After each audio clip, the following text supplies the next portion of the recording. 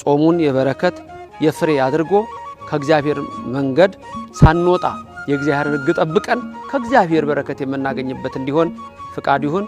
አዛኝቱም መብርሃን አትለያችሁ፣ የመላእክት ጥበቃም ከእናንተ ጋር ይሁን። እግዚአብሔር ይባርካችሁ፣ ፊቱንም ያብራላችሁ።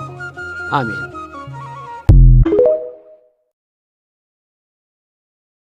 በምላሴ ገደፍኩ ለመጾም አስቤ 2 ወር ሁዳዴ የከብት ስጋ ትቶ የሰው ለምዶ ሆዴ እንዳልተው ጀምሬ እንዳልበላ ፈራው ምላሴን ለጉሜ ሱባኤን ካልገባው ወተትን ሳልጠጣ ለመክረም አስቤ መጾም ጀመርኩና ጋቤን ደርቤ በምላሴ ገደፍኩ ቀርቶ ዶሮ ወጡ እንደኔ እንዳትረክሱ ሐሜት አታላምጡ።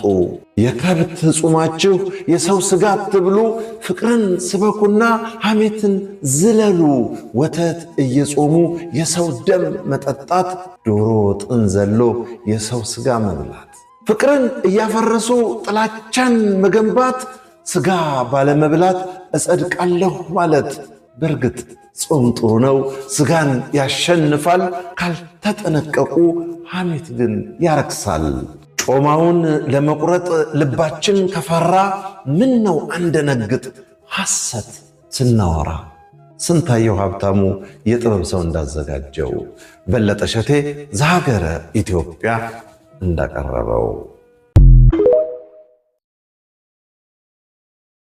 ኢትዮ ቴሌኮም ለህዝብ አገልግሎት ሰጪ ድርጅት ወይስ የዋጋ ጭማሪ ፋብሪካ ነው? በ2 ወር ጊዜ ውስጥ ብቻ 2 ጊዜ ጭማሪ። ዋጋችሁ እንደ አውሮፕላን ወደ ሰማይ ይወነጨፋል። የኔትወርካችሁ ፍጥነት ግን እንደ ኤሊ በሆዱ እየተሳበ ነው ያለው። ብር ስንከፍል በብርሃን ፍጥነት ትቀበሉናላችሁ። ዳታ ስትሰጡን ግን ሎዲንግ እያላችሁ ትዕግስታችንን ትፈታተኑታላችሁ። ዋጋው በጨመረ ቁጥር ኔትወርኩ አብሮ የሚጨምር መስሎን ነበር። ለካስ እናንተ ጋር ጭማሪ የሚለው ቃል የሚሰራው ለብር ብቻ ነው። የሚገርመው ደግሞ በየሚዲያው ቢሊዮን አተረፍን የሚለው ንግግራችሁ ነው። እንኳን ደስ አላችሁ። ግን ይሄ ትርፍ የመጣው አገልግሎታችሁን አሻሽላችሁ ደንበኛ አትርፋችሁ ወይስ የደሃውን ኪስ አራቅቷችሁ? ህዝቡ በኔትወርክ መቆራረጥ እየመረረው እናንተ ግን በትርፍ ቁጥር ትደንሳላችሁ። አገልግሎት ሰጪ ማለት ደንበኛውን የሚያስደስት እንጂ ደንበኛው የጮኸ ሪፖርት የሚያሳምር አይደለም። እኛ የምንፈልገው የቢሊዮን ትርፍ ዜና ሳይሆን የከፈልንበትን ፍጥነት የማይቆራረጥ ኔትወርክ ነው። በብልሃት ነው።